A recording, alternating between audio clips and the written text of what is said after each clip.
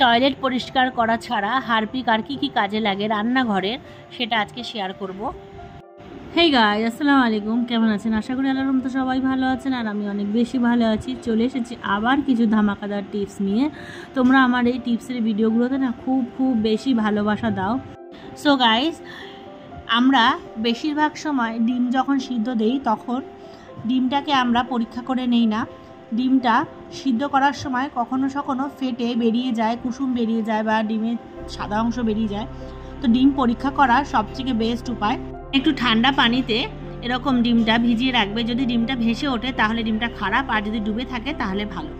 Next টিপসে দেখো যে এরকম শার্ট পরার সময় আমাদের কিন্তু প্রচণ্ড অসুবিধা হয়, বোতাম লাগাতে পারি না আমরা। বোতামটা এক হাতে পরাতে খুব কষ্ট হয়। আমরা একটা ছোট্ট সেফটি পিনের মাধ্যমে এই এত খুনের কাজটাকে একদম সেকেন্ডের মধ্যে করব। দেখো কিভাবে আমি করছি। এরকম সেফটি পিনটাকে বোতামের মধ্যে ফাঁসিয়ে নিয়ে তারপরে এরকমভাবে দেখো টান দিলেই বোতামটা ইজিভাবে একদম পরানো হয়ে যাচ্ছে। দেখো কি সুন্দর পরানো হলো। ক্যামেরা ধরার কেউ ছিল না বন্ধুরা, তো যেভাবেই হোক করেছি তোমাদের দেখানোর জন্য। দেখো কিভাবে আমি পরিয়েছি। এবার দেখো সেফটি পিনটা বার করে নেব। কত সুন্দরভাবে বোতামটা লাগানো হয়ে গেল।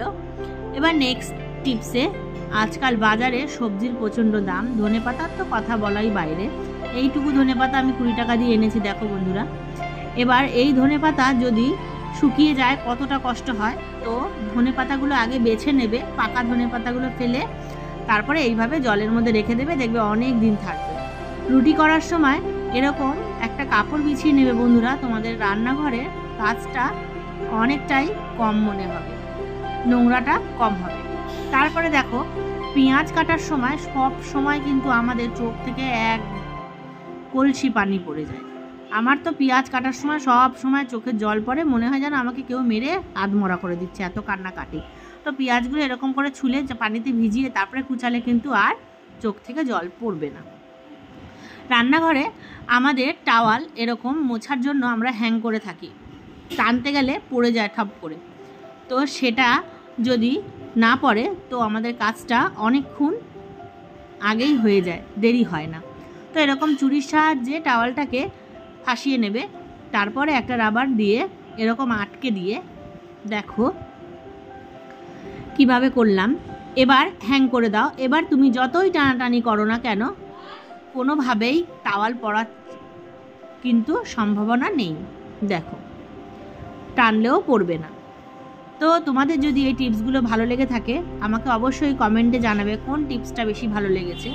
তারপরে রান্নাঘরে আমরা রান্না করি যখন, তখন কিন্তু তেল চিটা পড়ে আর আমরা হাত দিয়ে পরিষ্কার করতে গেলে কষ্ট হয়। তো এরকম কানের বাট আমরা যখন পরিষ্কার করি একদিক নোংরা থাকে আর একদিক আমরা ফেলে দিই, না ফেলে এইভাবে একটু নারকেল তেলে ভিজিয়ে তুলো দিয়ে বড় অংশটা পরিষ্কার করব। দেখো কিভাবে আমি করছি, আর ওই বাটটা দিয়ে কানের বাটটা দিয়েও কিভাবে করব সেটাও তোমাদের দেখাবো। দেখো বড় জায়গাগুলো আমরা এরকমভাবে মুছে নেব তুলো দিয়ে।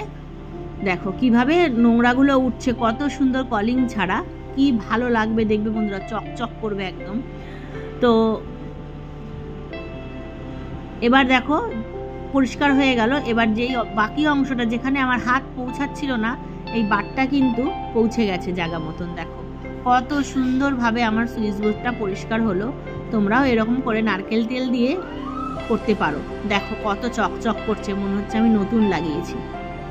যাই হোক, তোমাদের টিপসগুলো কীরকম লেগেছে অবশ্যই আমাকে জানাবে কমেন্টে কোন টিপসটা তোমাদের বেশি ভালো লেগেছে। এরপর দেখো বন্ধুরা, ডিম দিয়ে আমরা অনেক কাজ করতে পারি, শুধু খাওয়ার জন্য কিন্তু ডিমটা কাজে লাগে না বন্ধুরা। ডিমের এই যে খোসাটা আমরা ফেলে দিই, কিন্তু এই যে খোসা কতটা কার্যকরী সেটা বলার বাইরে। আমাদের রান্নাঘরে যে কোনো জায়গায় এরকম ডিমের হালকা ফুটো করে ডিমের অংশটা বার করে কাঁচা অবস্থায়, মানে ধোবে না, এইভাবেই রেখে দেবে, দেখবে টিকটিকি আরশোলার উপদ্রব থেকে অনেকটা মুক্তি পাবে। এর গন্ধে টিকটিকি আর আরশোলা কম আসবে রান্নাঘরে। এরপরে একটা ডিম দিয়ে আমি তোমাদের টিকটিকি আর আরশোলা তাড়ানোর ব্যবস্থা দেখালাম। ডিমের খোসা দিয়ে আজকে 3 রকম তোমাদের টিপস শেয়ার করবো। একটা করে দিয়েছি, এবার নেক্সট হলো দেখো বোতল পরিষ্কার। তোমরা কিন্তু বোতল পরিষ্কার ডিমের খোসা দিয়ে খুব ভালোভাবে করতে পারো। এই যে আগে আমি বোতল পরিষ্কার তোমাদের সাথে শেয়ার করেছিলাম, তোমরা অনেক কমেন্ট করেছিলে কিভাবে করি, তো আমি দুটো পদ্ধতিতে করি। একটা পদ্ধতি তোমাদের আজকে শেয়ার করলাম। ডিমের খোসাটাকে ভালো করে গুঁড়ো গুঁড়ো করে নিয়ে তারপরে হালকা একটু সার্ফ দিয়ে এবার ওটা দিয়ে একটু ঝাঁকানাকা করার পরে দেখো বোতলটা কত সুন্দর ঝকঝক নতুনের মতন চকচক। 3 নম্বর টিপসটা, ডিমের খোসা এরকম গুঁড়ো করে যদি গাছের গোড়ায় দিয়ে দাও, এই খোসা গলে গলে যখন গোড়ায় যাবে গাছের গ্রোথ খুব সুন্দর বাড়বে। আর পাতাগুলো যে মরে যায়, মানে অনেক পাতাগুলো দেখবে শুকিয়ে যায়, ওগুলোর থেকে মুক্তি পাবে। এবার তোমাদের কাছে এসেছি একটা গুরুত্বপূর্ণ জিনিস নিয়ে, ঘর থেকে ইঁদুর তাড়াবার ব্যবস্থা নিয়ে। এবার দেখো তোমাদের ঘরে যদি পুরনো পোকা লাগা আটা থাকে, সেই আটার মধ্যে এরকম তোমাদের আন্দাজ মতো নিয়ে নেবে কতটুকু লাগবে। তার সাথে 2 চামচ বেকিং সোডা, 2 চামচ নুন নেবে। নুনের পরিমাণটা একটু বেশি দেবে, তাহলে আটাটা অনেক দিন ভালো থাকবে। তারপরে শুকনো লঙ্কার গুঁড়ো দেবে। এরপর বন্ধুরা এই মিশ্রণটা তোমরা যদি একবার ভালো করে দেখো কিভাবে আমি বানাচ্ছি, তোমাদের অনেক উপকার হবে। এরপরে একটু ভিনিগার দিলে, তারপরে বন্ধুরা এই যে টয়লেট পরিষ্কার করি আমরা হারপিক, ওইটা হারপিকটা কিন্তু বন্ধুরা আমার এটা বাথরুমের নয়, আমার এটা কিচেনের কাজের জন্য ব্যবহার করি, তো আমি কিচেনেই রাখি এটা। তো বন্ধুরা এই হারপিকটা দিয়ে যে ওষুধটা বানাচ্ছি তোমরা না দেখলে ভালো করে বুঝতে পারবে না। এই যে ফেনাটা উঠেছে বন্ধুরা, এই ফেনা দেখে কিন্তু ভয় পাবে না একদম। এই ফেনাটা আস্তে আস্তে কমে যাবে। ফেনাটা যখন কমে যাবে তখন তোমাদের আন্দাজ মতন আর একটু আটা নিয়ে নেবে। এবার আটা নেওয়ার পরে ভালো করে এই মিশ্রণটাকে বানাবে।